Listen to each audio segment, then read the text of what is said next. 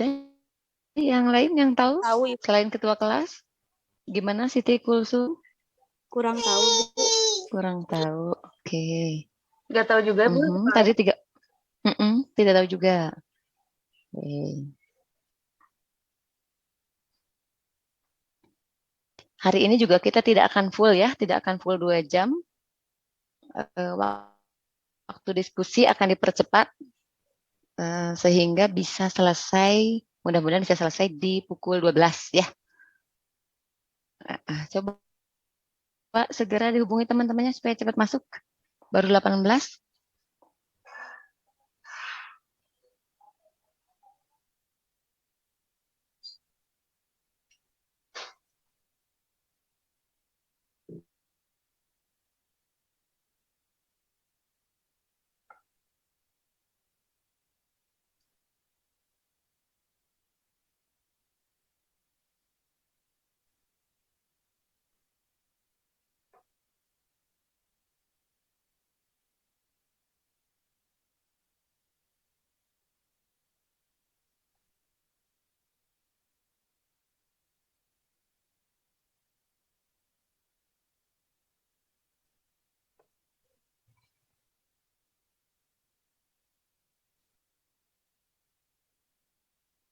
Baru 19.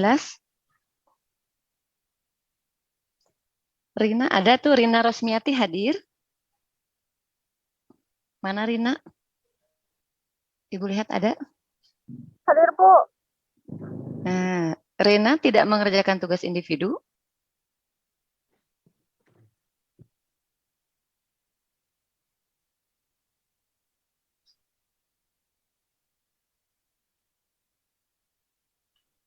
Bagaimana? Rina tidak hadir? Ada. Kenapa? Sebentar, Bu. Saya lagi di jalan. Baru 2.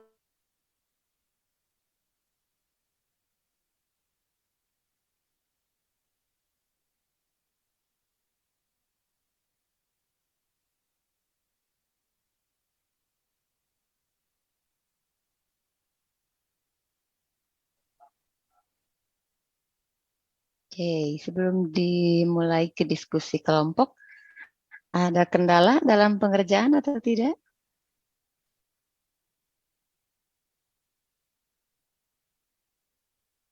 Ada tidak? Tidak ada. Oke, Ibu mau bertanya ke Ratna. Ada Ratna ya? Mana Ratna? Ratna, kalau kelasnya kelas B1, B2? Kelas B1, Ibu.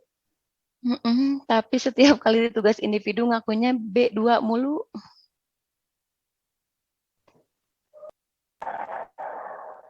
Iya ya, Bu. Mungkin jadi masuk ke listnya list B2 terus gitu ya, kata Ibu ini teh kenapa padahal B1 gitu ya. Diperhatikan kliknya ya. Baik, Ibu, mohon maaf. Oke. Sudah 21 mahasiswa. Ayo, kita harus selesai dalam 1 jam.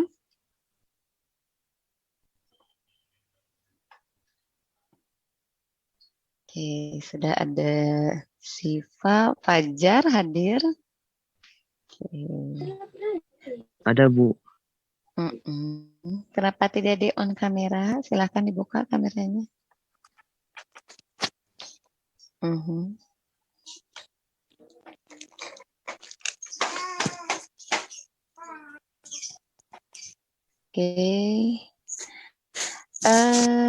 Kita mulai saja ya. Bismillahirrahmanirrahim. Assalamualaikum warahmatullahi wabarakatuh. Assalamualaikum warahmatullahi wabarakatuh. Selamat siang ya. Menjelang makan siang dan saat munggahan, alhamdulillah dari 40 ya, 30 sekian berarti di 36 yang hadir 21, alhamdulillah. Walaupun tadi berdasarkan diskusi hanya Ibu satu-satunya yang masuk di hari ini ya.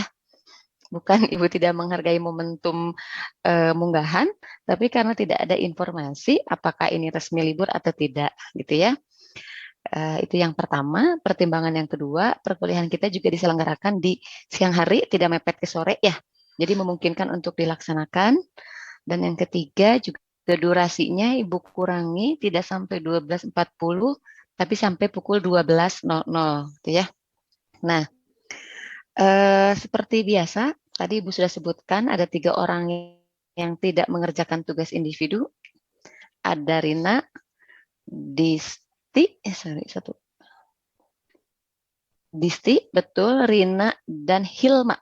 3 orang tidak mengerjakan tugas individu. Ya, entah kenapa alasannya. Seperti yang biasa dilakukan, kita akan diskusi kelompok. Karena ada 8 pertanyaan, maka akan Ibu bagi ke dalam 8 kelompok. Ada yang 3, ada yang 2 gitu ya. Kalau ingin 3, silahkan hubungi temannya yang lain supaya masuk. Jadi bisa minimal 1 kelompok.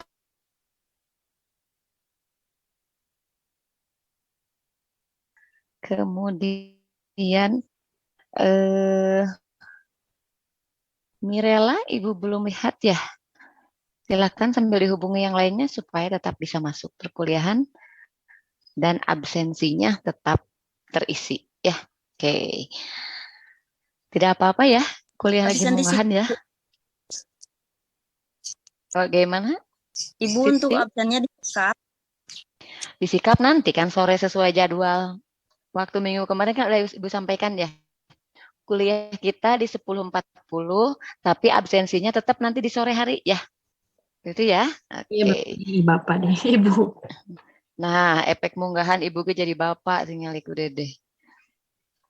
Oke. Siap ya, Ibu bagi ke dalam 8 kelompok.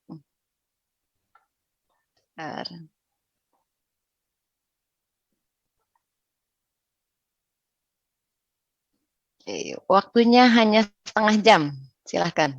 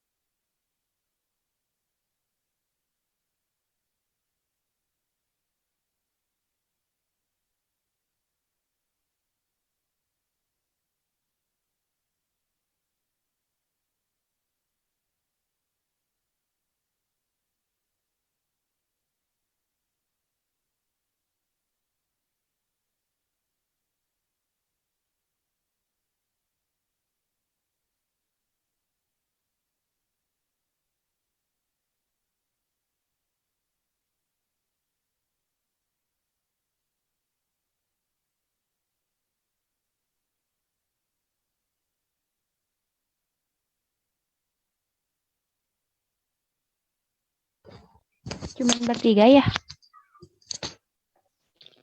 Bertiga tuh.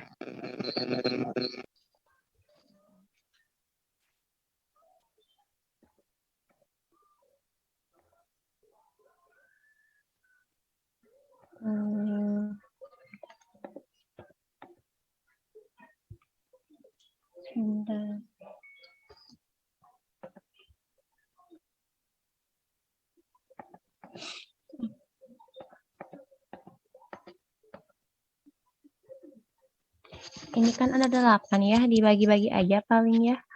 Kalau 3, kalau misalkan yang satu orang berarti 3 pertanyaan ya?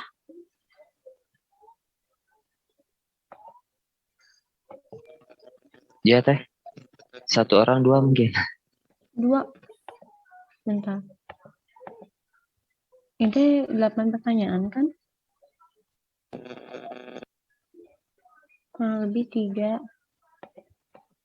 Bentar.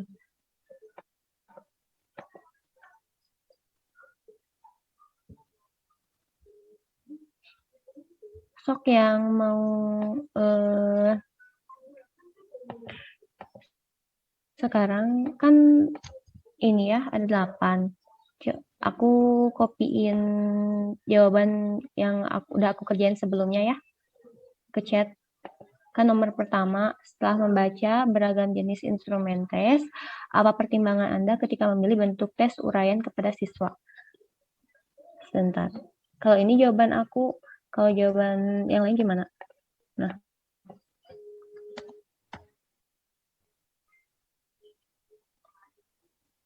Itu jawaban aku, tapi kalau ada yang mau nambahin sok aja.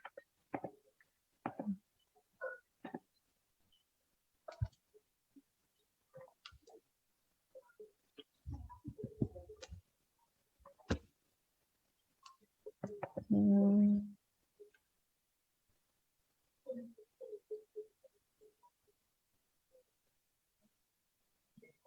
Hmm.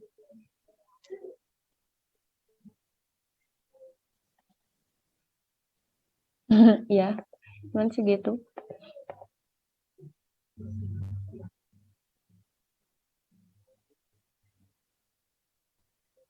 Pengerjaan, yalah kurang lebih sama, paling nanti tambahin aja ya.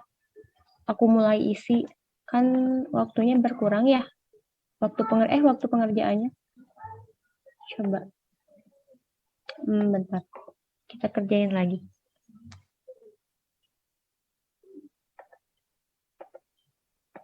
Sekarang isi dulu namanya ya. Bentar.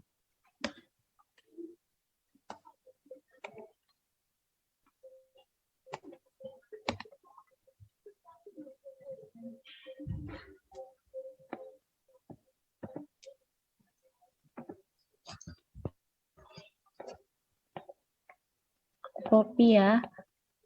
Bentar, nomor 1.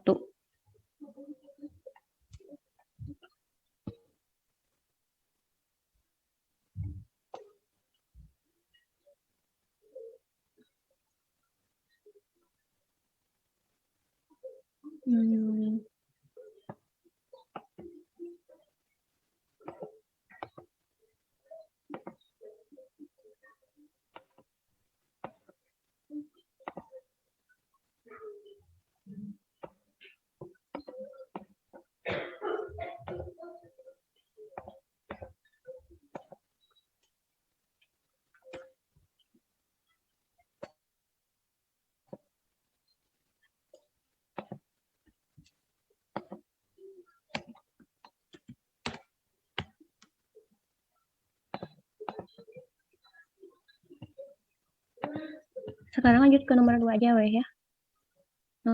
Nomor 2 tuh pertanyaan.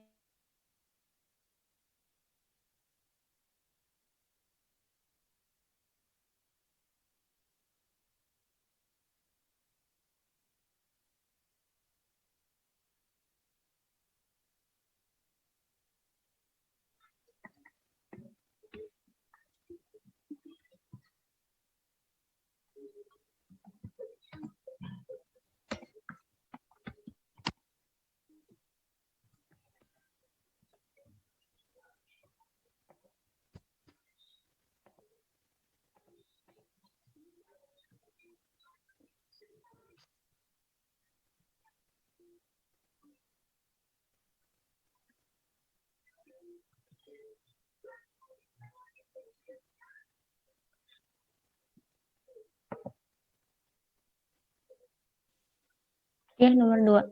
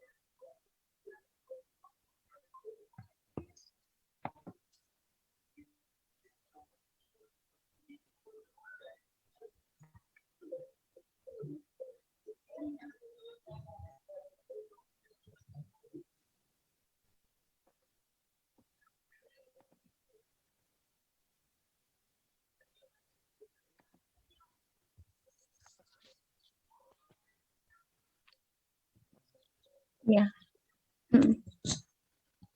Kalau aku mah gini, karena kan pilihan ganda itu intinya jawabannya itu terdapat beberapa alternatif. Ya, tapi cuma satu yang benar, sedangkan bentuk isian itu tes tertulis yang siswa tuh harus mengisi langsung dengan kalimat pendek. Nah, tapi tulis dulu aja di sini, nanti aku gabung jawabannya.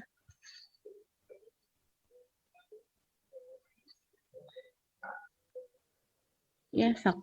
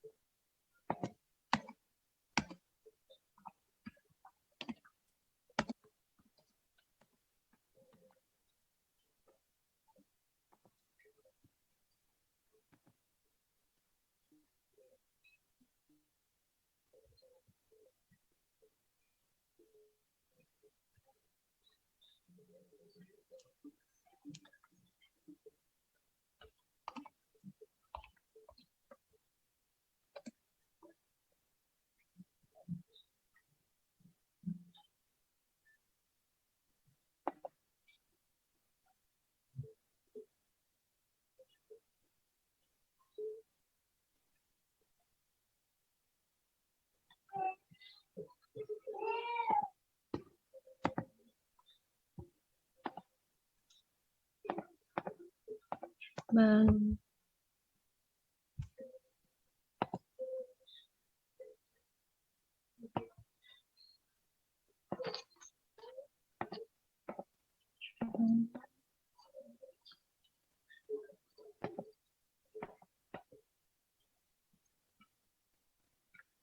Terus yang ketiga, jelaskan perbedaan penilaian kinerja dengan menggunakan daftar cek atau skala rentang.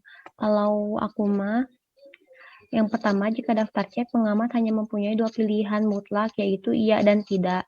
Sedangkan skala rentang, pengamat bisa memberi nilai secara kontinum di mana kategorinya itu lebih dari dua. Kalau aku cuman gitu perbedaannya. Tapi kalau yang lain gimana perbedaannya? Siapa tahu ada yang lebih gitu. Nah, kalau aku segitu, kalau Kang Fajar gimana coba?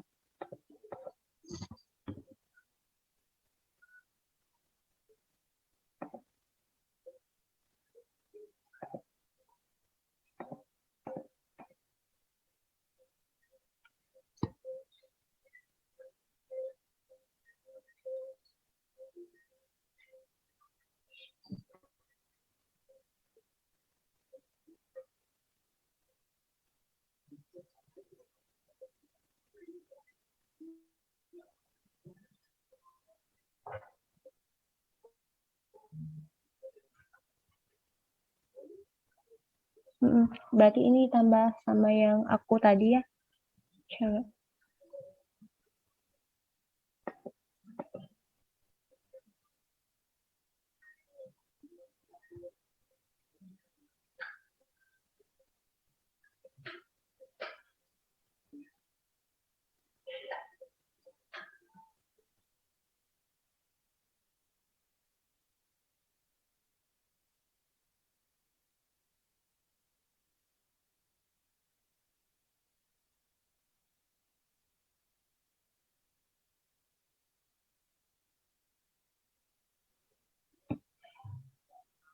Sekarang nomor 4. Sikap terdiri atas 3 komponen, yaitu afektif, kognitif, dan konatif. Kalau aku mah, yang pertama komponen afektif adalah perasaan yang dimiliki oleh seseorang atau penilaiannya terhadap suatu objek. Kalau komponen kognitif, kepercayaan atau keyakinan seseorang mengenai objek, dan konatif itu kecenderungan berperilaku atau berbuat dengan cara-cara tertentu berkenaan dengan kehadiran objek sikap. Oke. Sama ya? Yang ini aja ya berarti. Iya teh. Nah, sekarang lanjut ke nomor 5 ya. Nomor 5 tuh sikap terdiri, bentar. Nomor 5 itu pertanyaannya, penilaian sikap dapat dilakukan dengan beberapa cara, yaitu observasi perilaku, pertanyaan langsung, dan laporan pribadi. Nah, kalau perbedaannya, kalau aku mah gini, kalau observasi perilaku itu dilakukan menggunakan buku catatan khusus yang berisikan kejadian yang berkaitan dengan peserta didiknya selama di sekolah. Kalau pertanyaan langsung dilakukan dengan cara menanyakan langsung sikap atau tanggapan peserta didik yang berkaitan dengan objek sikap. Kalau laporan pribadi dilakukan oleh peserta didik langsung dengan membuatkan alasan yang berisi pandangan, tanggapan mengenai sesuatu masalah atau hal yang menjadi objek sikap. Bentar, aku kopiin dulu. Nah, gini nih. Sama teh. Nah, kayak gitu. Udah ya, berarti ini aja ya. Iya teh.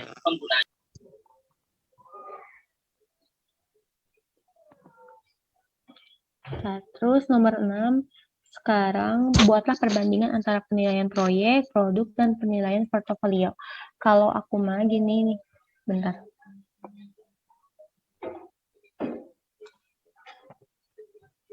Coba. Nah, kalau aku gini. Nah ini. Bukan ya? Coba. Oh ya, ini penilaian proyek biasanya berupa suatu investigasi atau penelitian yang langsung dilakukan oleh peserta didik mulai dari perencanaan, proses pengerjaan tugas, dan hasil akhir proyeknya. Contohnya penelitian sederhana terhadap perilaku baik dan tidak baik di sekitar. Kalau aku penilaian produknya berupa penilaian keterampilan siswa dalam membuat suatu produk dan kualitas dari produk tersebut. Kalau yang portofolio itu berisikan kumpulan hasil karya dari peserta didik untuk dinilai perkembangannya. Kalau yang lain gimana?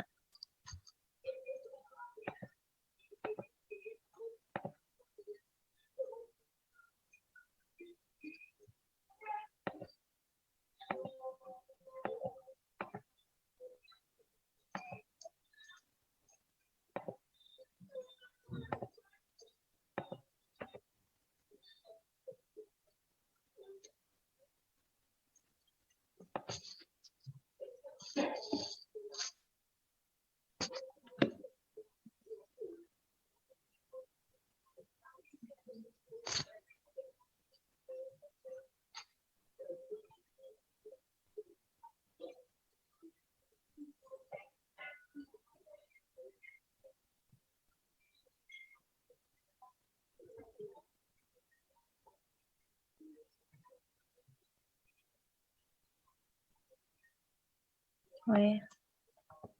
Yang Kang Arfit lengkap ya. Aku ngopi yang Kang Arfit. Bentar.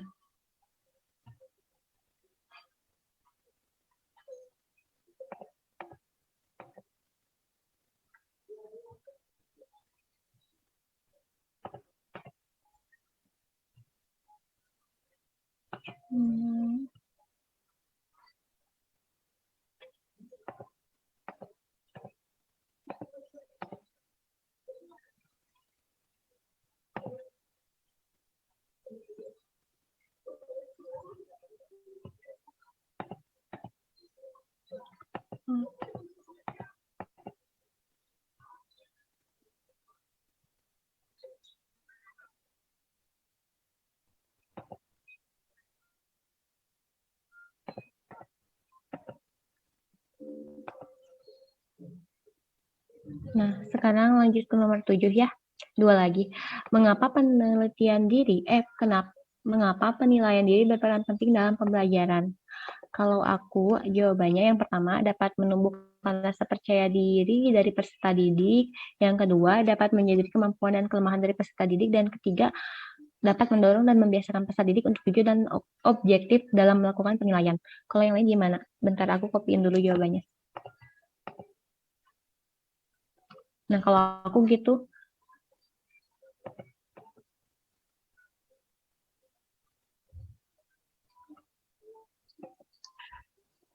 sama ya.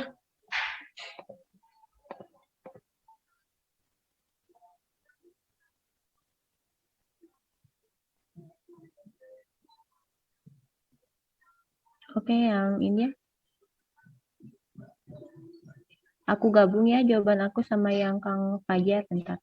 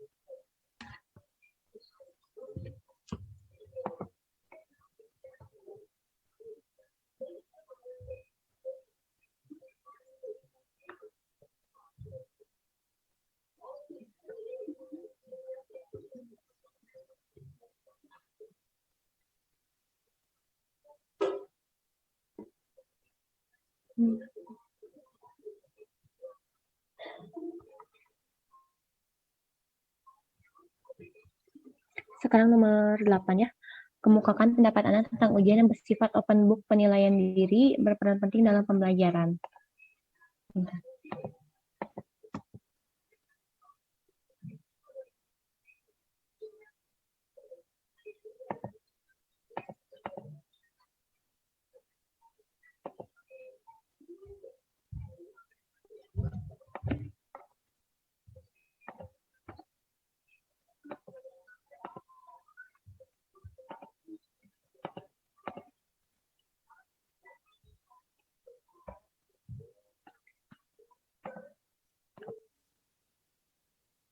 Satu, yang ini, yang ujian open book yang itu. Ya, yang itu aja.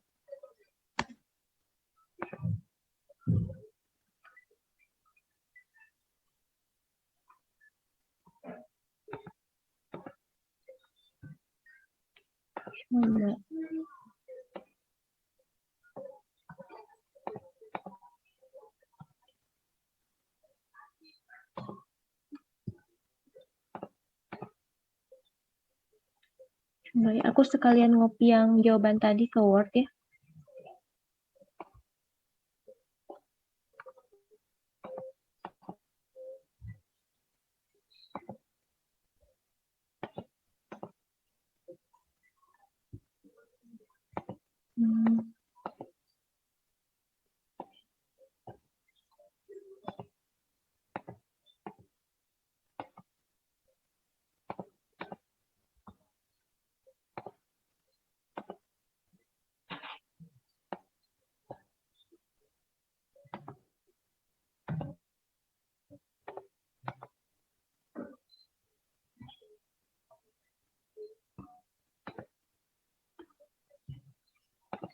Bentar.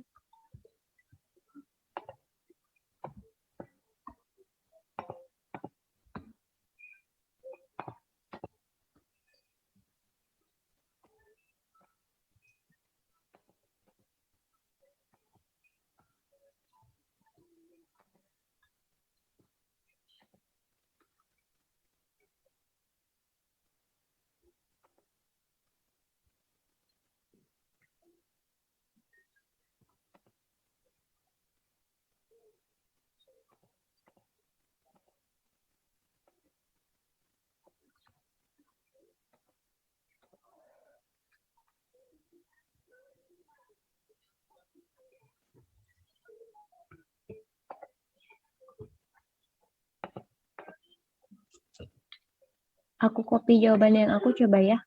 Kalau aku mah gini.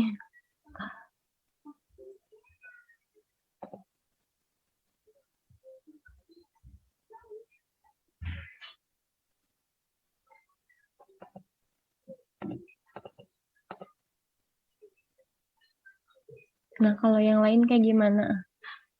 Kalau aku kayak gitu.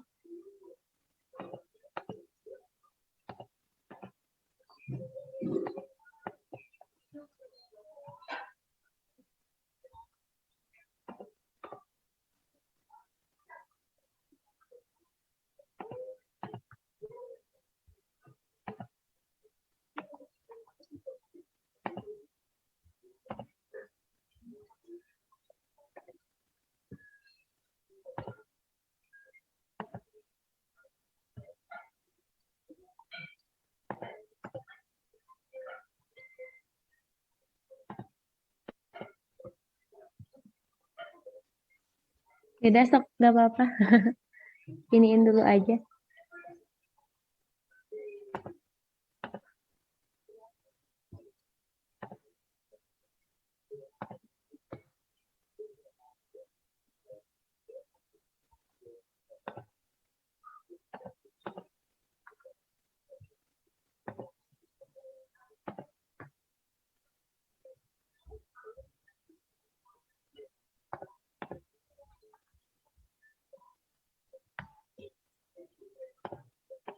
Gitu.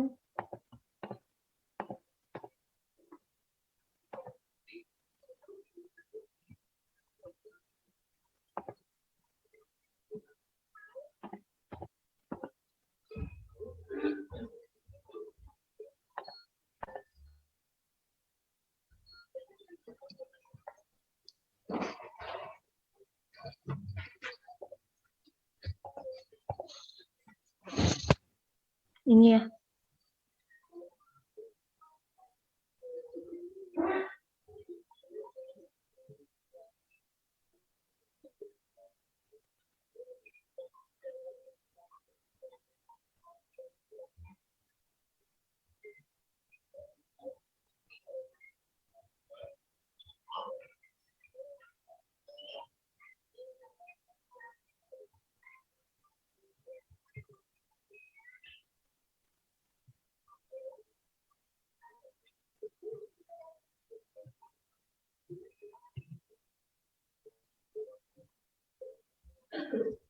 Ini jawaban yang Kang Fajar sama Kang Arfid aku ini ya. Aku apa? Aku gabungin aja ya. Iya teh.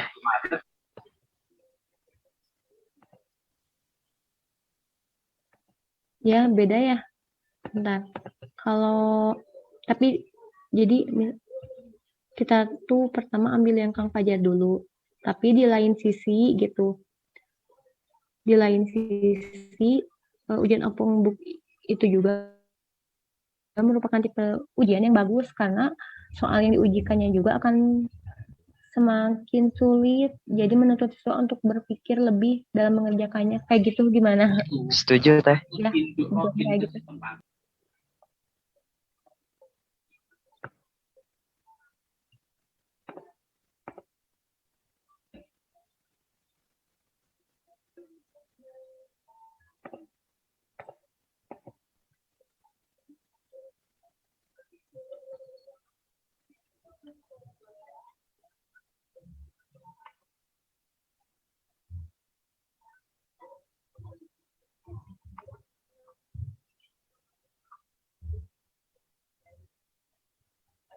Hmm.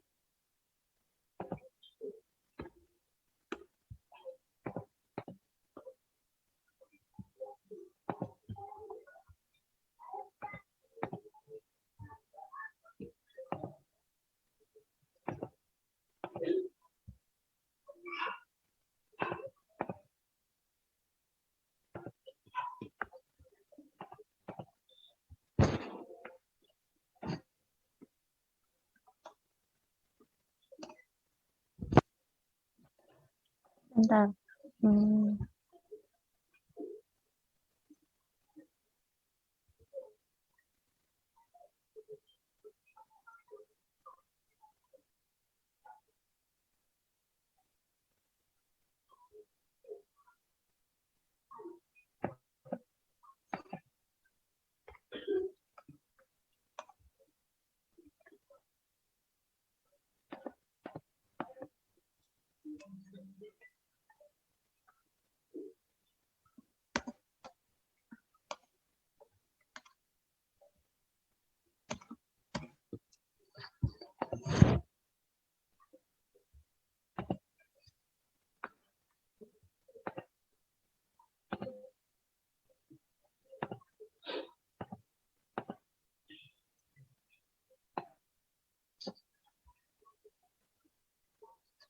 Udah.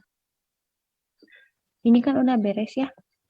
Coba ya aku paparin kalau yang nomor 8 itu yang pendapat pertama, dengan open book membuat siswa bergantung pada buku sehingga itu akan membuat siswa kurang melatih pemikirannya.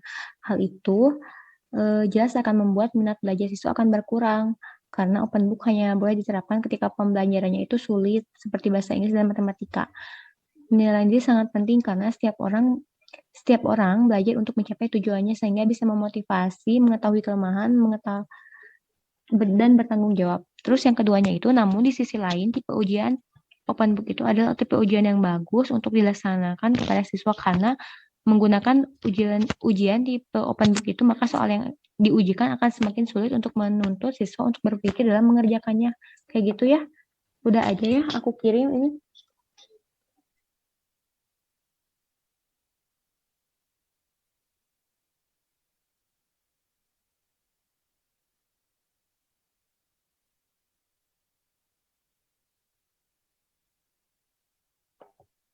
Terus, jadi perkuliahannya 0, 4 pertemuan kosong.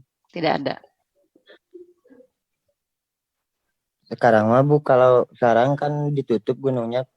Insya Allah bisa sekarang. Hari ini aja. Berikutnya silahkan. Terserah kamu ya, Ibu mah. Bisa, Ibu. Kalau masih tidak masuk terus ya 0. Silahkan mengulang di perkuliahan di semester depan, tahun depan. Ya. Orang lain cenderung tugas individu, kelompok, masuk gitu ya. Presentasi ini sudah 4 pertemuan kosong. Terserah. Kalian bukan lagi anak SD ya. Mahasiswa mah harus tahu, oh ini masalah seperti ini, bagaimana penyelesaiannya. Iya Ibu, maaf. Ya maaf aja Ibu, maafkan. Tapi nilai tidak berlaku hanya dengan maaf. Gitu ya.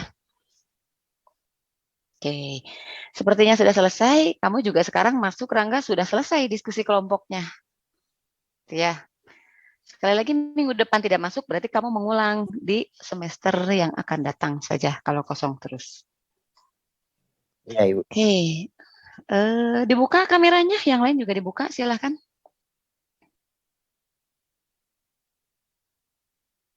Tekan on cam kalau tidak terkendala.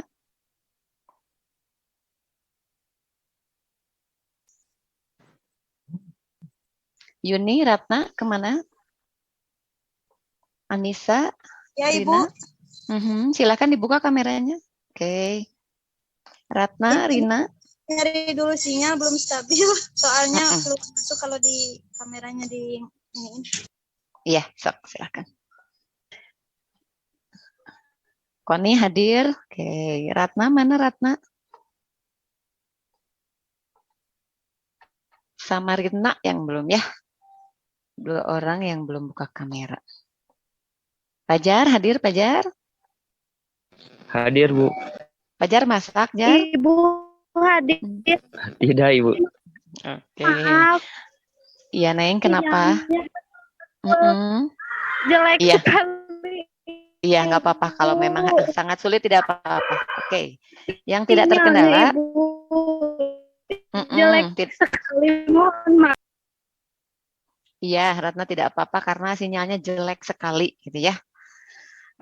Bagi yang tidak terkendala, tidak bermasalah, silahkan dibuka kameranya, jangan nunggu diingatkan terus ya.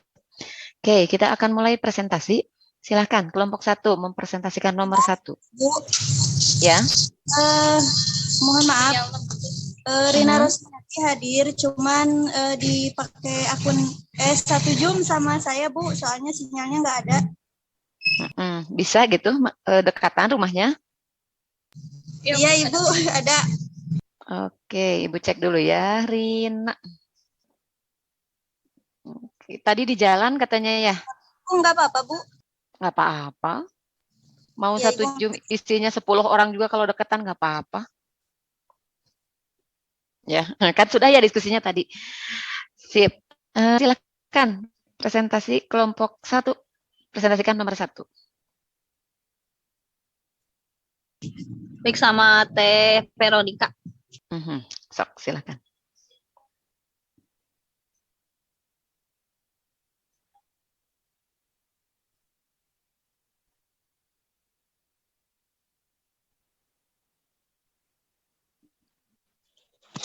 Baik, Ibu. Saya akan presentasikan nomor 1. Pertanyaannya, setelah membaca beragam jenis instrumen tes, apa pertimbangan Anda ketika memilih bentuk tes uraian untuk diberikan kepada siswa? Dari kelompok kami, pertanyaan soal yang mengarah pada siswa untuk memperlihatkan segenap penugasannya terhadap pengetahuan. Pertanyaan yang sudah tertentu, pertanyaan lebih spesifik, hindari pemberian pertanyaan pilihan kepada siswa. Ujilah pertanyaan yang dibuat. Tulislah perintah atau soal spesifik. Dari kami, Ibu. Oke, terima kasih. Mangga kelompok lain ada yang mau menanggapi? Masih menambahkan, Bu. Boleh.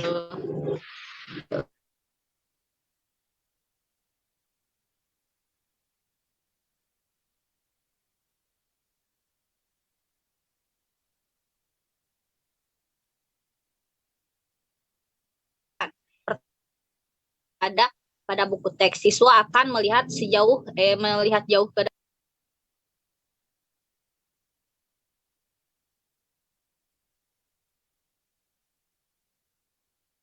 hal yang sama yang digunakan dalam tujuan instruksional. Yang kedua, buatlah pertanyaan yang sudah tentu, yang tentu pasti akan setuju bahwa jawaban seseorang lebih baik daripada yang lain. Dalam pertanyaan yang tidak tentu akan membuat susah pembaca dalam menilai aksi siswa, terutama jika tidak ada jawaban yang bagus. Opini dan bias dan pembaca juga akan mempengaruhi nilai jawaban siswa. Yang ketiga, tulis perintah soalnya sekomplit-komplitnya dan spesifik mungkin tanpa mengganggu tujuan pengukuran hasil pencapaiannya. Pertanyaan haruslah hati-hati sehingga siswa mengerti benar apa yang harus mereka kerjakan. Jangan membiarkan siswa terlalu bebas dari apa yang seharusnya diukur jika pertanyaan memberi peluang variasi jawaban yang luas dan detail. Tetapi bukan merupakan variabel yang relevan. Tentukan juga panjang jawaban yang diharapkan. Yang keempat, secara umum, pilihlah pertanyaan yang lebih spesifik, yang bisa dijawab lebih singkat. Semakin banyak pertanyaan yang bisa diskor, semakin tinggi reliabilitas skor tes tersebut. Semakin sedikit pertanyaan, semakin sedikit buat siswa yang semakin mudah untuk menilai reliabilitasnya. Kadang-kadang penulis soal berpendapat perlu mendasarkan sebuah tes esai hanya pada soal yang sedikit tetapi luas. Yang kelima, hindari pemberian pertanyaan pilihan kepada siswa kecuali dalam keadaan khusus yang membuat adanya soal pilihan seperti itu dirasa perlu. Jika siswa yang berbeda menjawab soal yang berbeda, dasar untuk membandingkan skor mereka melemah. Jika siswa memilih soal yang dia bisa jawab, rank dari skor tes menyempit dan reliabilitas skor berkurang. Memberi pertanyaan pilihan kepada siswa kadang terlihat fair, tapi jika semua pertanyaan mengandung aspek-aspek yang perlu dalam pencapaian hasil belajar, mungkin akan mendorong siswa yang tidak siap atau lemah, tetapi akan tidak fair bagi siswa yang sudah siap. Pertanyaan pilihan semacam itu mungkin bisa dipakai jika tes tersebut digunakan di area yang luas dan jika siswanya menerima latihan yang tidak sama di area yang berbeda. Itu pun keuntungannya masih diragukan. Yang keenam, ujilah pertanyaan yang dibuat dengan menuliskan jawaban yang ideal untuknya. Dengan menulis jawaban pada saat menulis soal akan segera tahu tujuan sebenarnya. Penulis soal bisa mengecek alasan-alasan dan kecukupan pengertiannya sendiri. Jika mungkin mintalah kolenjek dari bidang yang sama untuk menjawab. Membandingkan jawaban seperti itu akan memberi keterangan pantas tidaknya soal tersebut dan mungkin akan memberi masukan cara pengembangannya. Nah, di sini pertimbangan penilaian esai Bisa disingkat tidak? Sudah? sudah, Bu. Oke. Nomor 1, pertanyaannya itu begini. Kalau yang tadi dikemukakan oleh kelompok 1, itu mah hal-hal yang perlu diperhatikan ketika membuat soal uraian. Yang Ibu tanyakan, apa pertimbangannya? Kenapa kita memberikan ke siswa soalnya soal uraian, tidak PG, tidak isian gitu. Ya, apa pertimbangannya? Kenapa kita memilih memberikan soal uraian ketimbang misalnya soal PG, pilihan ganda, isian singkat, misalnya menjodohkan dan sebagainya. Kenapa harus uraian? Itu pertanyaannya. Ya, sepertinya tadi yang dikemukakan oleh kelompok 1 itu mah baru pada hal-hal yang harus diperhatikan ketika mau menyusun soal uraian. Ya. Hei, emang enggak kelompok lain? Ada yang punya jawaban berbeda? Ibu, saya izin menambahkan. Boleh, silakan. Jadi pertanyaannya, apa pertimbangan Anda ketika memilih bentuk tes uraian untuk diberikan kepada siswa? Karena dalam memilih tes uraian memiliki kelebihan ya, diantaranya sangat mudah dan tidak memerlukan waktu yang lama. Terus siswa mempunyai kebebasan dalam menjawab dan mengeluarkan isi hati dan buah pikirannya. Lalu melatih mengeluarkan pikiran dalam bentuk kalimat atau bahasa yang teratur. Lalu lebih ekonomis, hemat karena tidak memerlukan kertas terlalu banyak. Ya, Ibu, seperti itu. Itu baru kelebihannya, bukan pertimbangannya. Ayo, ada yang bisa menjawab? Kenapa sih tidak diberikan soal PG misalnya, tidak isian? Kenapa harus uraian?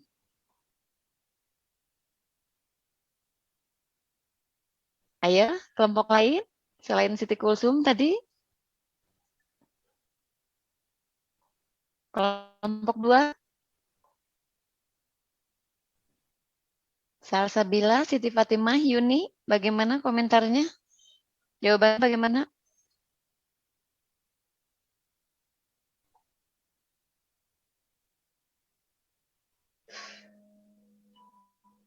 Ada?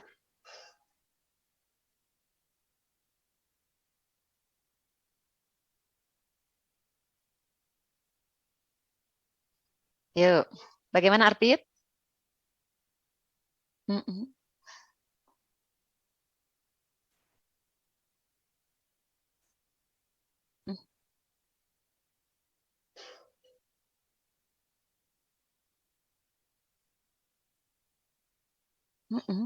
Jadi bagaimana?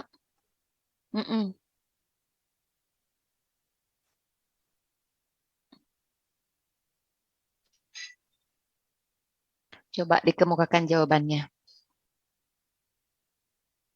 Coba dikemukakan keseluruhan jawabannya dari Arpit.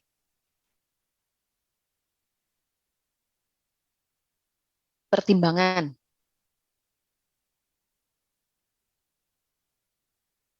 Suaranya putus-putus kecil. Suaranya putus-putus dan kecil. Ada, lebih kencang sedikit. Ya.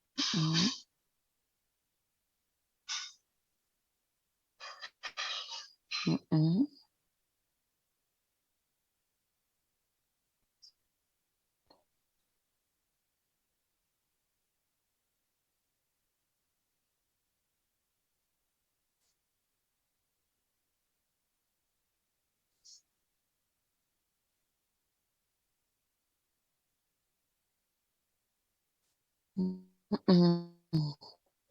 Terputus-putus, yang lain jelas tidak mendengar penjelasan Arfi tadi? Putus. Putus-putus. Tapi sebagian tadi ada yang beberapa yang tepat jawabannya. Tuh, hilang Arfinya ya. Jadi begini, maksud pertanyaan nomor 1 itu, ketika kalian jadi guru, misalnya ya, kenapa sih murid saya diberikan soalnya soal uraian, kenapa tidak diberikan PG? Misalnya, kenapa tidak diberikan soal isian? Yang pertama, tadi yang dikatakan benar tujuannya, tapi bagaimana tujuannya? Ketika kita ingin menggali apa? Menggali secara mendalam jawaban siswa. Itu yang pertama pertimbangannya. Tujuannya, tadi pada aspek tujuan, betul. Ketika kita bertujuan ingin menggali secara mendalam jawaban siswa. Itu yang pertama. Boleh silakan yang mau catat. Tadi ya, pertama, ketika kita memiliki tujuan sebagai guru, ya, bertujuan ingin menggali jawaban mendalam dari siswa. Kan tidak bisa diwakili oleh PG kalau seperti itu ya. Tidak bisa oleh isian. Oh, bisanya harus sama uraian. Kapan? Yaitu ketika kita ingin menggali jawaban mendalam dari siswa. Itu yang pertama. Yang kedua, pertimbangannya adalah pertimbangan karakteristik. Kita mau memberikan uraian, ingin menggali jawaban mendalam, tapi lihat apakah mungkin perbedaan satu ya adalah karakterisme. Yang ketiga, pertimbangannya adalah materi, materinya yang kalau diberikan ke siswa nanti jawabannya bisa mendalam gitu ya. Kalau materi gitu.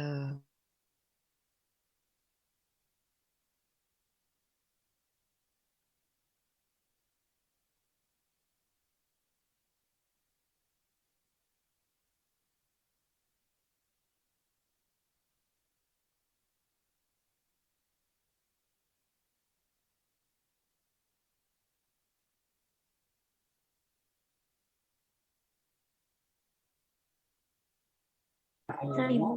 Bisa Ibu. Oke. Nomor 2, silahkan kelompok 2. Baik, pertanyaannya, mengapa tes pilihan ganda memiliki objektivitas yang lebih tinggi dari tes uraian?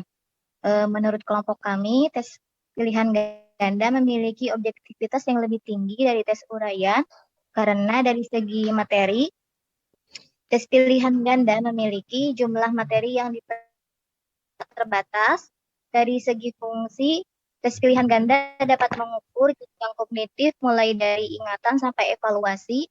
Dari segi pemberian skor, tes pilihan ganda relatif mudah, cepat, dan objektif. Dan karena tes pilihan ganda memiliki pertanyaan yang berpacu pada satu hal dan hanya dalam satu ruang lingkup saja, sehingga tingkat objektivitasnya lebih tinggi dibanding dengan tes uraian. Karena tes uraian memiliki pertanyaan yang jawabannya luas, bebas, dan mendalam sehingga menggunakan pemikiran dan gagasan peserta didik. Segitu aja, Bu. Oke. Terima kasih. Terima kasih. Siti.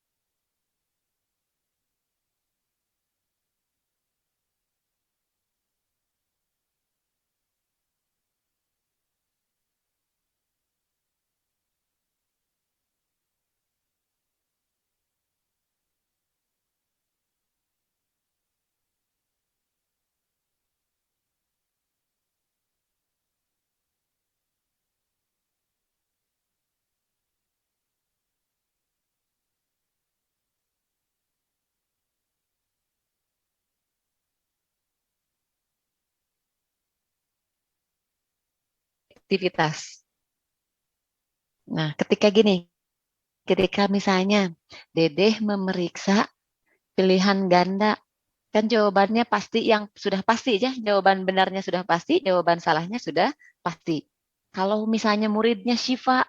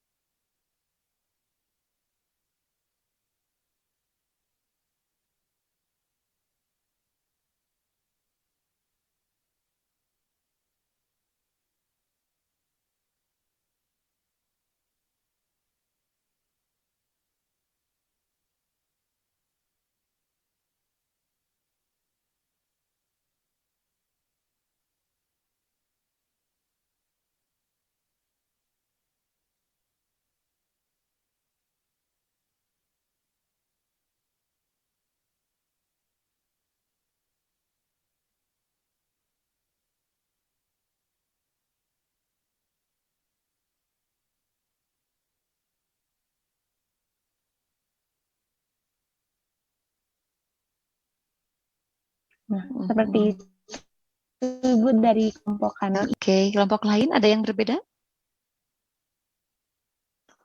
Tadi adalah perbedaan ya. Perbedaan dari penilaian kinerja menggunakan daftar cek dan skala rentang. Bisa dipahami tidak? Kalau skala daftar cek hanya iya dan tidak gitu ya. Contoh berdoa, muridnya berdoa tidak. Kalau berdoa iya. Kalau tidak tidak. Ya, tapi kan tidak bisa mengukur secara jelas ya. Kan kadang ada murid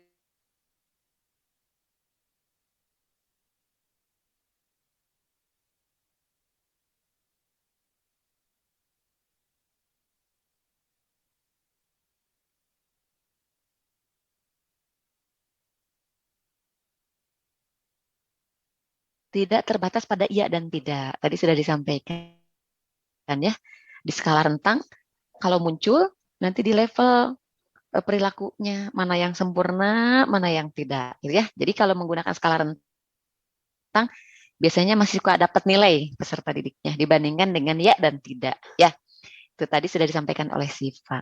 Oke, selanjutnya pertanyaan nomor 4. Kelompok 4. Ya baik Bu, sebentar. Saya bacakan dulu pertanyaannya. Sikap terdiri tiga komponen yaitu komponen afektif, kognitif, dan kognitif.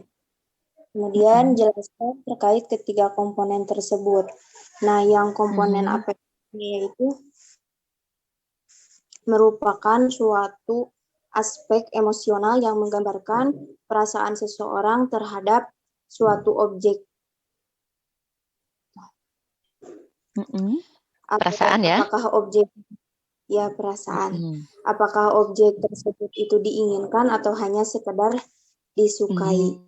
Nah, dan kedua yaitu komponen kognitif, yaitu suatu kepercayaan seseorang mengenai objek atau suatu pengetahuan pikiran seseorang terhadap suatu informasi yang berhubungan dengan suatu objek tertentu juga. Dan yang ketiganya itu komponen konatif. Komponen konatif cenderung untuk berperilaku dengan cara-cara tertentu berkenaan dengan kehadiran objek tertentu. Terima kasih. Ada yang mau menambahkan? Sama jawabannya? Afektif lebih melibatkan apa tadi? Afektif perasaan. Kalau kognitifnya?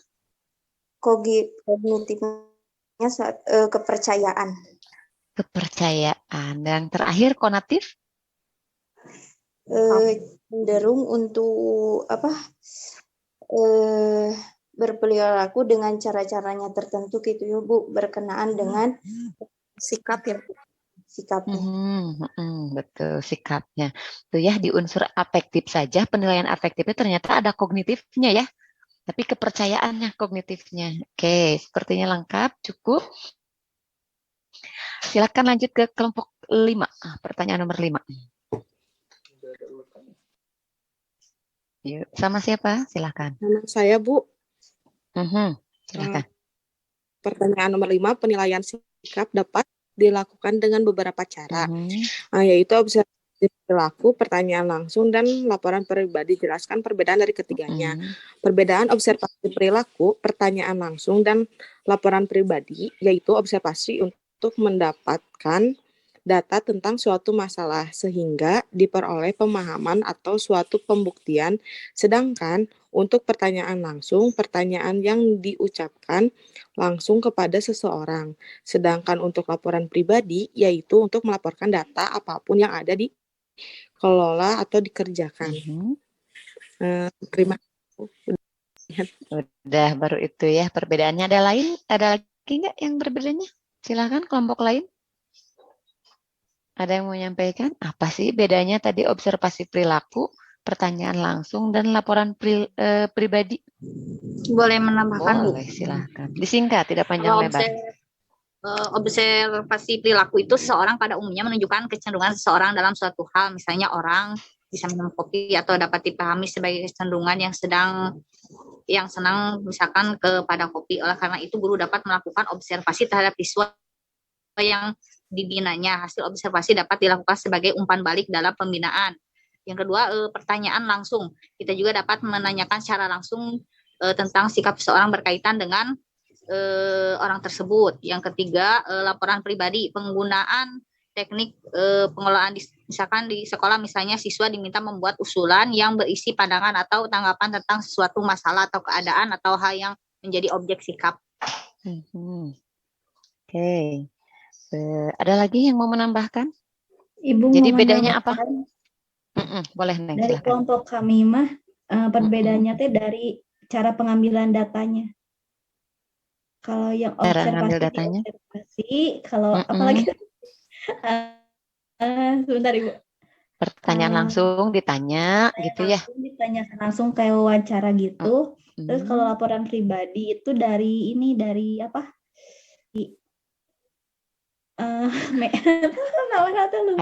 Ya, diapain kalau laporan pribadi? Yang lain ada yang dari tahu? Dokumentasi gitu, Ibu. Dari dokumentasi. Oke, sebentar. Ada lagi, tadi tuh sudah sama Nabila. Aspek yang berbedanya yang pertama adalah caranya.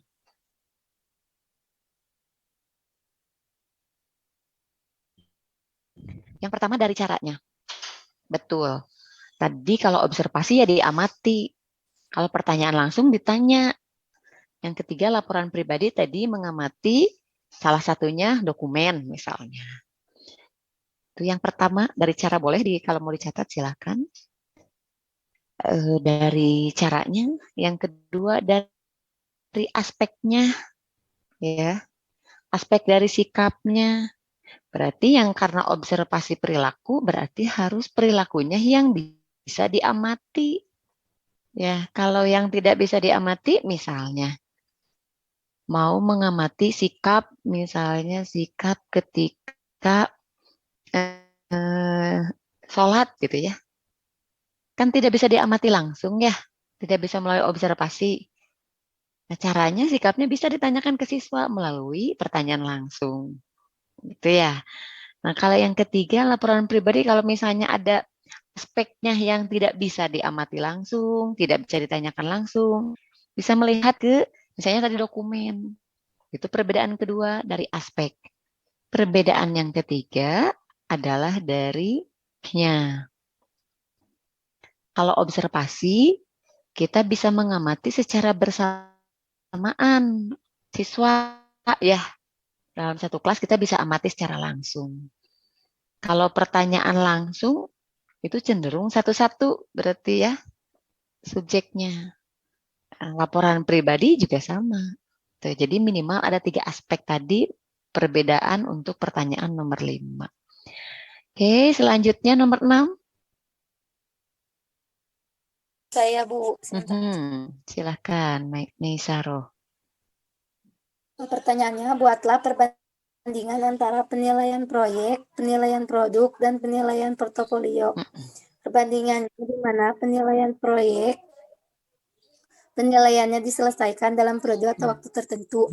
Penugasan tersebut meliputi perencanaan, pengumpulan data, analisis data, penyajian data, hingga pelaporan. Sedangkan penilaian produk yaitu penilaian terhadap keterampilan dalam membuat suatu produk. Penilaian ini dimaksudkan sebagai kegiatan menghimpun fakta-fakta berdasarkan produk hasil karya siswa.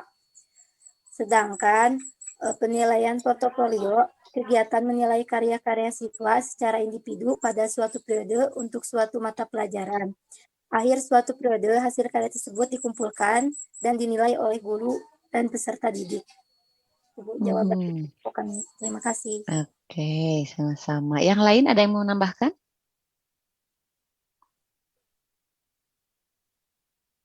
Ada? Coba minta dibandingin. Tadi sudah muncul belum perbedaannya? Ada penilaian proyek, penilaian produk, dan portofolio. Kira-kira yang bedanya di apanya? Aspek apanya? Kalau proyek yang dinilai apanya?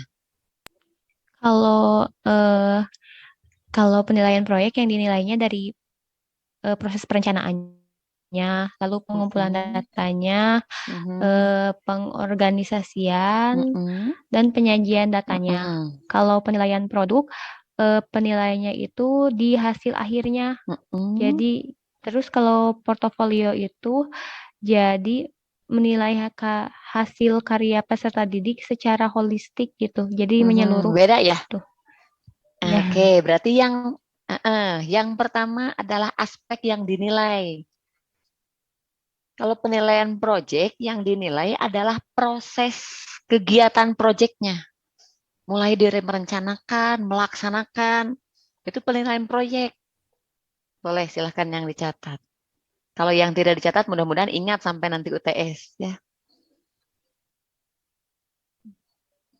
Yang dicatat aja belum tentu ingat, apalagi yang tidak dicatat, apalagi notara masuk. Ya. Pertama itu tadi. Kalau penilaian proyek, yang dinilai adalah proses melaksanakan proyeknya. Kalau penilaian produk, tidak peduli prosesnya, yang dipedulikan hanya produk akhirnya bagaimana. Misalnya, siswa disuruh membuat misalnya mendaur ulang barang bekas misalnya ya menjadi barang yang lebih berguna. Kita sebagai guru menentukan mau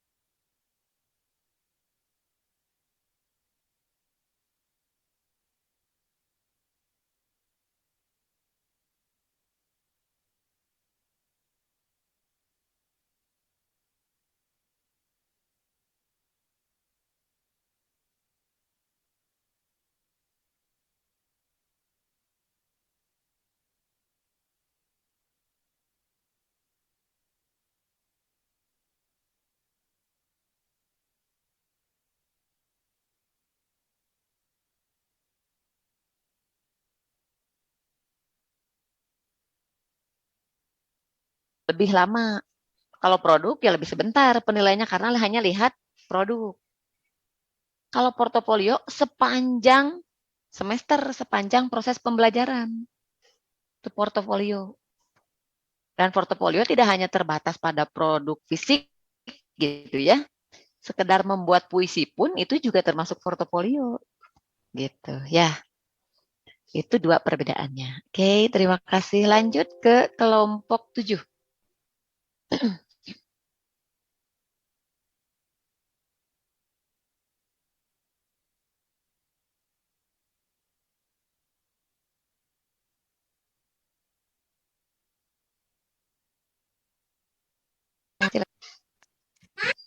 Sebentar. Jadi ini hasil dari diskusi kami. Karena penilaian ini berperan penting dalam pengetahuan perilaku spiritual dan sosial para peserta didik. Ada teknik penilaian sikap juga yakni observasi. Penilaian di antara teman, terus intinya dari penilaian diri yaitu kejujuran siswa dalam mengungkapkan tingkat pencapaian kompetensi yang ada pada dirinya yang berkaitan dengan konsep, praktik, dan sikap atau minat melalui format penilaian diri. Itu Ibu. Oke, terima kasih. Kelompok lain ada yang mau menambahkan kenapa sih menilai diri sendiri itu penting? Ada yang mau menambahkan?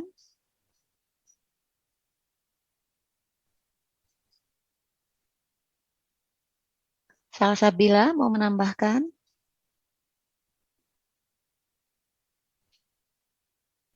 Ada? Mangga, Anissa?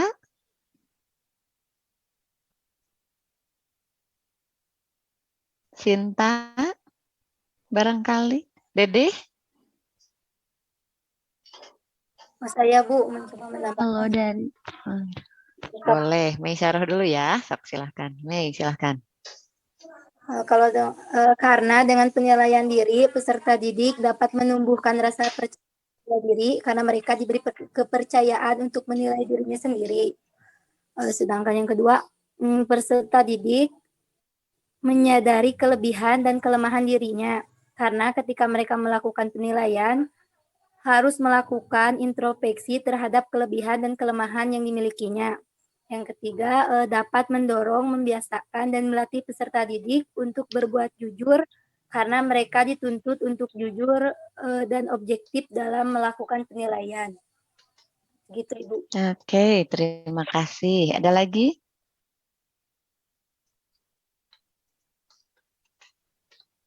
Saya, Bu. Boleh, silahkan. Ya. Penilaian diri berperan penting dalam pembelajaran karena menurut saya itu penilaian diri itu berperan penting bersamaan dengan bergesernya pusat pembelajaran dari guru ke peserta didik yang didasarkan pada konsep belajar mandiri atau autonomous learning. Penilaian diri ini digunakan untuk memberikan penguatan reinforcement terhadap kemajuan proses belajar peserta didik. Terima kasih, Bu. Oke, terima kasih juga kepada IL tadi yang sudah menjawab ya, membantu menambahkan. Oke, ada lagi? Tadi jawaban lengkap sudah dikemukakan oleh penjawab kedua Mei Syarah ya. Bahwa kenapa sih penting penilaian diri? Poin yang utamanya adalah peserta didik menyadari, sadar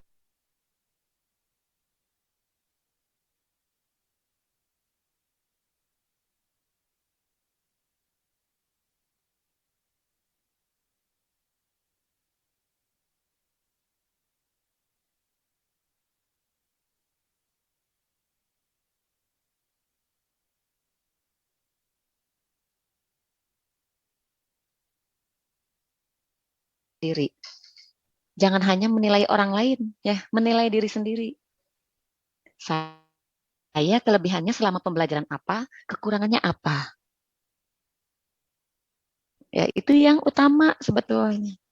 Sehingga diharapkan ketika sudah sadar apa kelebihannya, apa kekurangannya, bisa meningkatkan kelebihan dan bisa menutupi kekurangannya dengan hal yang lebih baik. Sudah tahu nih setiap minggu teh saya tarap berkuliah, tapi tidak sadar bahwa itu teh penting untuk perkuliahan. Ya, maka pentingnya menilai diri. Itu dilatihkan dari anak SD. Namanya mahasiswa ya, tidak menyadari itu. Ibu sudah jelaskan di awal bahwa komponen penilaian perkuliahan Ibu adalah kehadiran, tugas individu. Ibu sudah menyampaikan ya, kehadiran, tugas individu, tugas kelompok, tugas proyek, UTS, dan UAS. Selama ini yang Ibu nilai baru kehadiran, individu, dan kelompok. Belum proyek. Ya. Nah, mahasiswa yang misalnya mengerjakan tugas individunya full dengan yang bolong satu akan berbeda nilainya. Itu ya, begitupun yang tugas kelompoknya full dengan yang tidak akan berbeda nilainya. Karena Ibu menghargai proses ketimbang hasil. Yang hadir tiap hari saja belum tentu nilainya bagus, apalagi yang tidak. Nah, kalian sebagai mahasiswa harus memiliki kesadaran diri. Itu ya, jangan sampai menunggu diingatkan. Anak SD saja sudah dilatihkan. Begitu ya. Nah, kalau orang dewasa sebetulnya tidak perlu diingatkan. Oke. Terakhir, nomor 8. Kelompok 8. Saya Ibu. Oke, silakan. Nomor 8.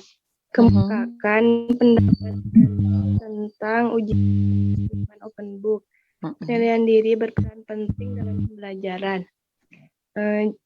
Jawaban menurut kelompok kami yaitu kurang setuju karena yang namanya ujian harus hasil kerja keras sendiri dan biasanya hari-hari sebelumnya sudah dipersiapkan dengan menghafal materi yang akan diujiankan dan siswa akan puas dengan nilai yang didapat dibanding dengan hasil open book. Dirasa kurang baik karena memberikan dampak negatif kepada peserta didik seperti jadi malas belajar dan tidak mau berusaha. Segitu Ibu. Oke, terima kasih Eli. Yang lain? Makna open book itu bukan menyontek ya? Ibu, mungkin ada pro dan kontra juga ya Bu ya. Ada yang menyetujuinya juga, ada yang tidak juga gitu. Kalau dari kelompok saya itu, menurut kelompok saya itu ujian yang bersifat open book ini memberikan berbagai manfaat terhadap siswa dari penyelesaian soal tentang suatu masalah, peningkatan percaya diri, berpikir kritis hingga menyukai membaca buku. Oke, ada lagi. Gitu, Ibu. Oke, terima kasih Neng Dini. Kalau dari kelompok silahkan. Kalau dari kelompok saya ada 2 pendapat, Ibu. Yang pertama, dengan open book membuat siswa bergantung pada buku sehingga tidak akan membuat siswa itu kurang terlatih pemikirannya.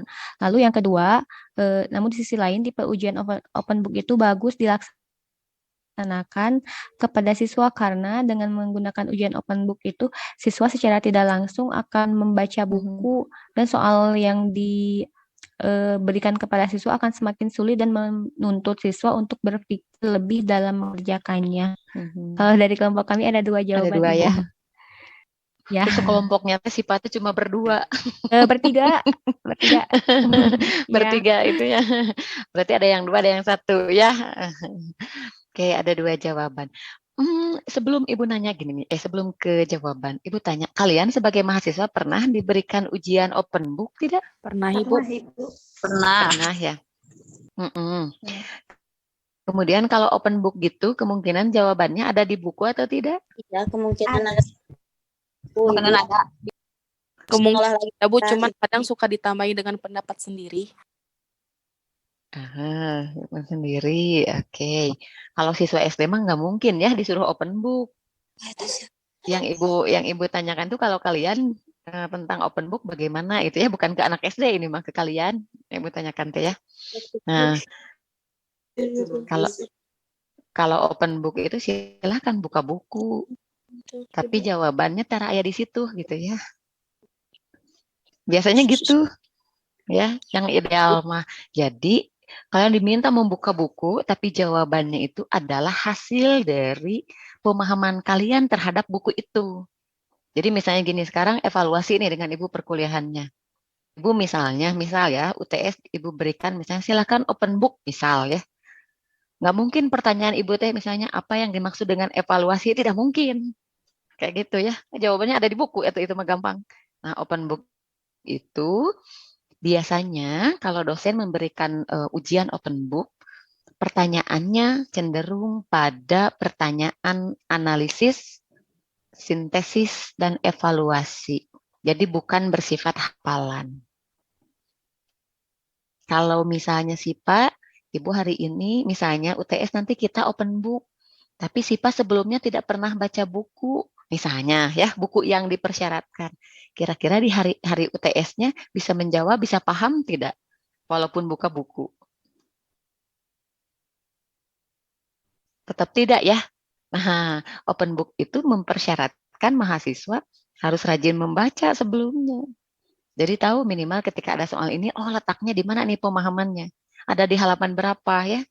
Nanti baca dulu pahami dulu konteks di buku, teks di buku, nanti konteks soal bagaimana gitu ya. Sekarang kalau bukunya tidak pernah dipegang, nanti ketika open book sibuk nyari halaman di mana ini adanya. Baru pemahaman sibuk nyari halaman. Gitu ya. Nah, open book itu baik selama tadi ya pertanyaan yang diberikan atau ujian yang diberikan berada pada level tinggi. Ya, baik.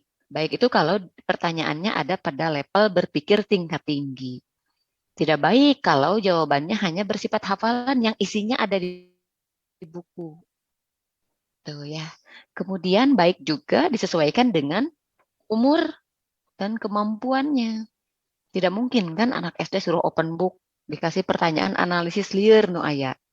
Ya, nah, level mahasiswa bisa gitu.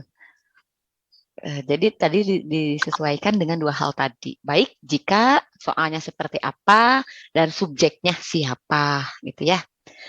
Oke, sepertinya cukup. Ada yang ingin ditanyakan?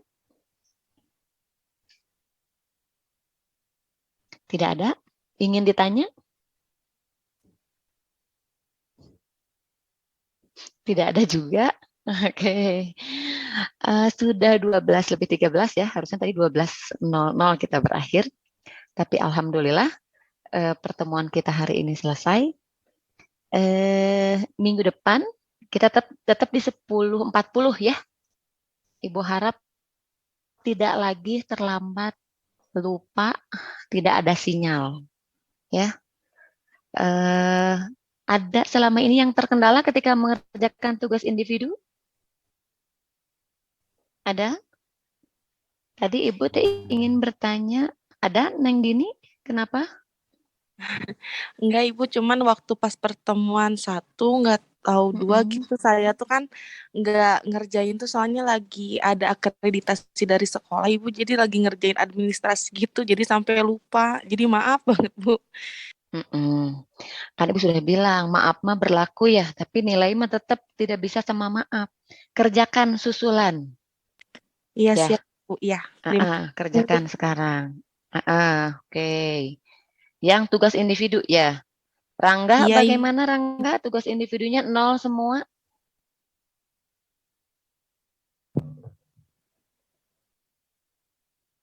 Bagaimana Rangga?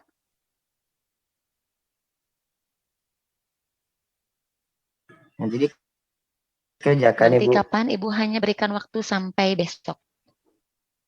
Tidak ada besok Ya, Ibu. Ibu nolkan. Ya, Ibu. Begitu juga Neng Dini ya. Ya, Besok maksimal ya, karena yang lain sudah selesai tepat waktu. Oke. Besok terakhir jam berapa Ibu? 23.59. Ibu tunggu. Tidak ada itu berarti 0. Ibu tutup besok untuk semua tugas individu. Ya, bagi yang lain, ada yang belum mengerjakan tugas individu, silahkan segera susulkan karena Ibu akan close menjelang perekapan UTS. Ibu mau nanya. Kalau Gimana? tugas kelompoknya gimana Bu? Kalau ada yang terlewat 1? Nah, kalau tugas kelompok nanti di akhir, Ibu sudah pernah bilang ke siapa ya? Kalau tidak salah ada yang bertanya juga, Bu, saya terlewat tugas kelompok gitu karena tidak hadir. Nanti di akhir ada jum tambahan bagi yang tugas kelompoknya kosong. Nanti Ibu kelompokkan untuk mengerjakan tugas yang belum. Gitu ya. Di akhir setelah UTS lah ya. Biar tidak nunggu sampai ke UAS. Ya. Oke, bisa dipahami sih, Pak? Iya, Bu. Nanti ya setelah UTS, Ibu umumkan siapa saja yang tugas kelompoknya kosong, nanti diminta mengerjakan melalui Zoom Iya, Ibu. tambahan ya. Kalau yang tugas individunya selesai, aman. Kalian pastikan saja. Yang tugas kelompoknya tidak ada masalah juga aman. Nanti Ibu cek yang tugas kelompoknya kosong ya, supaya mengikut Zoom tambahan. Oke. Ada lagi? Sipa tidak masuk satu kali ya? Iya, Ibu, minggu kemarin. Oke, ada lagi? Ibu, Mhm. begini Bu, waktu tadi ngerjain yang tugas kelompok itu, Teh Mei itu telat datangnya, jadi si namanya tuh nggak ditulis, tapi sama saya ditulis di nomor 8. Nggak apa-apa, ada sudah masuk di Ibu. Oh iya, terima kasih Bu.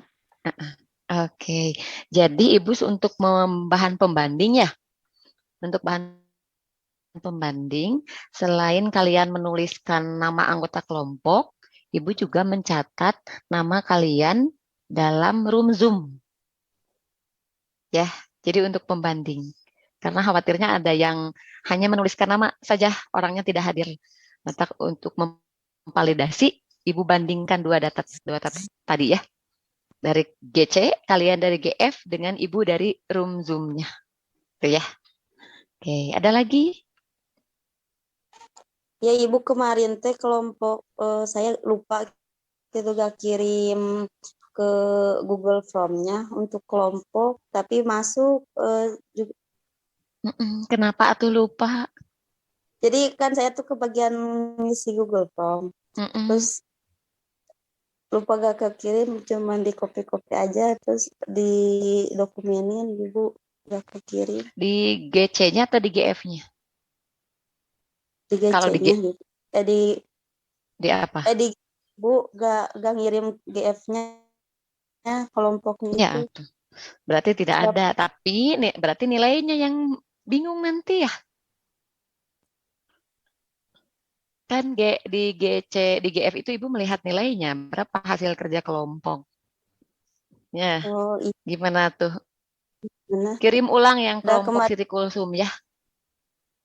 Sebelum Ibu close ya.